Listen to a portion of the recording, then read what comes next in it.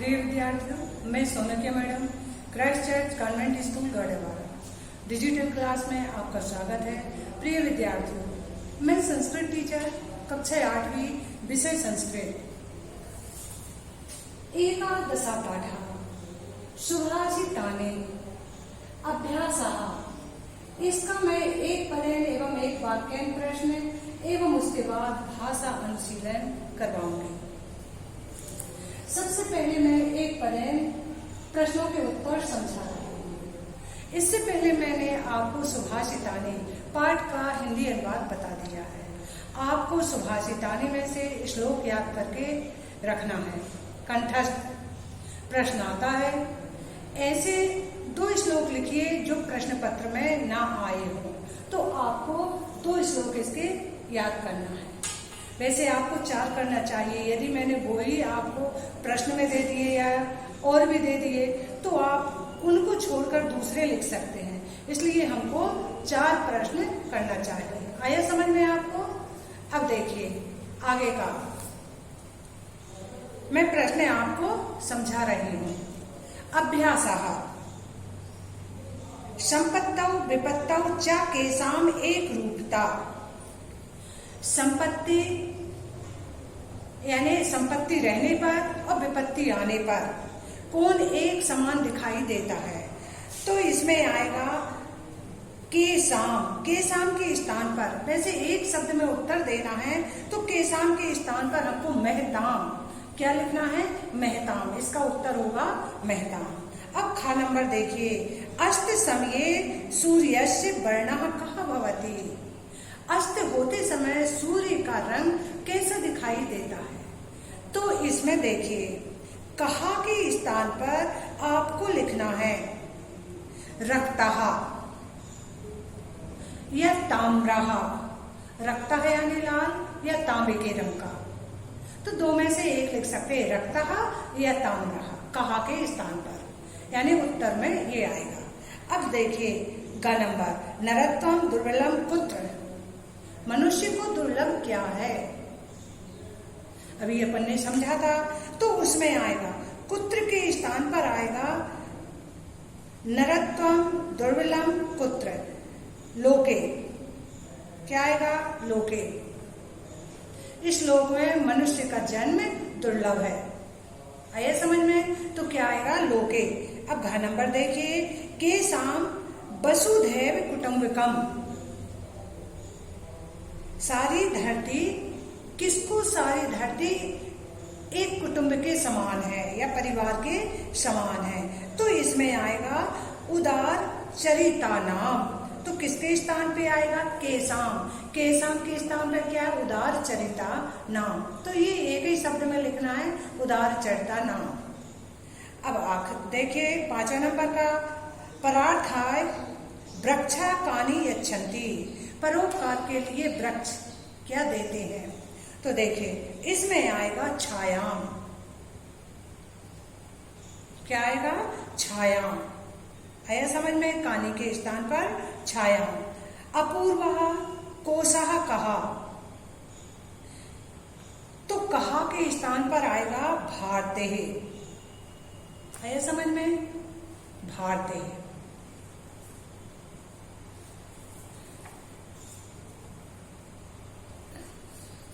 अब आगे का देखिए, एक वाक्य उत्तरम लिखन। एक वाक्य में उत्तर लिखना है। अभी एक शब्द में उत्तर लिखना था, अब पूरे एक वाक्य में आपको उत्तर लिखना है। देखिए, सूर्यस्य वर्णः ताम्रः कदा कदा भवति। ये अभी एक शब्द में भी आया था।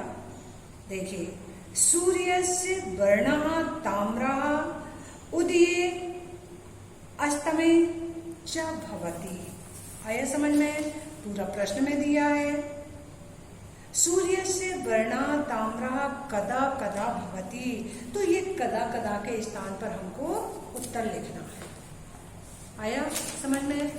सूर्य उदय एवं अस्त होने पर किस रंग का दिखाई देता है? लाल रंग का दिखाई देता है।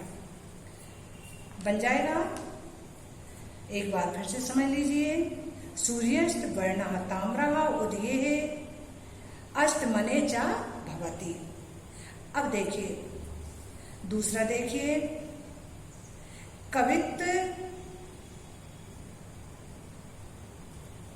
कवित्व संपादनाय का आवश्यकी। कवित्व संपादनाय विद्या आवश्यकी। का के स्थान पर क्या आएगा? विद्या, और पूरा प्रश्न ज्यों का त्यों आ जाएगा। अब ग नंबर का देखिए, वृक्षाणाम स्वभावः कीदृशः। वृक्ष का स्वभाव कैसा, किस तरह का होता है? आपको मालूम है, परोपकार की भावना रहती है वृक्ष में, सभी को फल और छाया देता है, वो ही अपन को यहाँ पर लिखना है। वृक्षः परोपकाराय छायां कुर्वन्ति आत्वं सहन्ते फलानि यच्छन्ति च। अब घ नंबर का देखिए,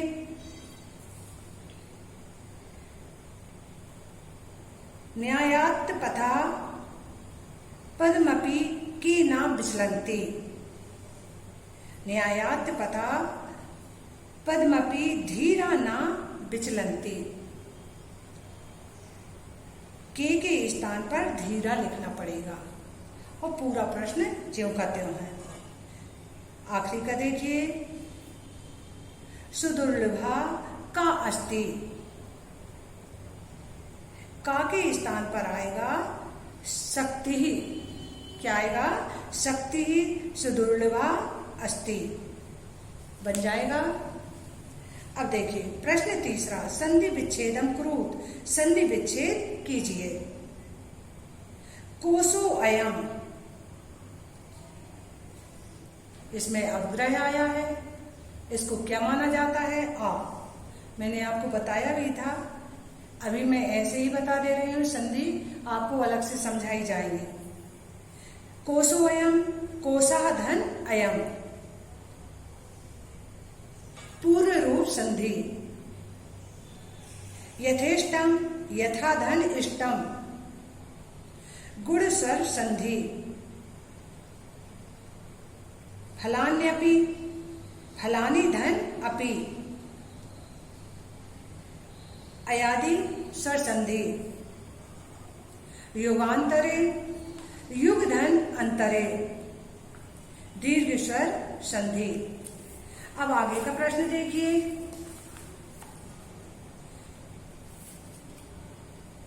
श्लोकम पूर्यत। श्लोक की पूर्ति करना है, ये आप स्वयं ही करें। उचितम मेलयत, सही जोड़ी बनाना है आपको, सही उत्तर सामने लिखना है। उदये सविता, तो इसमें क्या आएगा? ताम्रा। आया समझ में आपको? आगे का देखिए, अपूर्वः कोशः, तो इसमें क्या आएगा अपूर्वः कोशा में? तव भारती। बिना वेदम, तो इसमें क्या आएगा बताइए? भारतम, भारतम नाही। ना अलग है और ही अलग है। न्यायापथा, इसमें आएगा धीरा। शक्तिस्तत्र, इसमें आएगा सुदुर्लभा। आया समझ में? अब वाक्य रचना, वाक्य रचना आपको स्वयं करना है।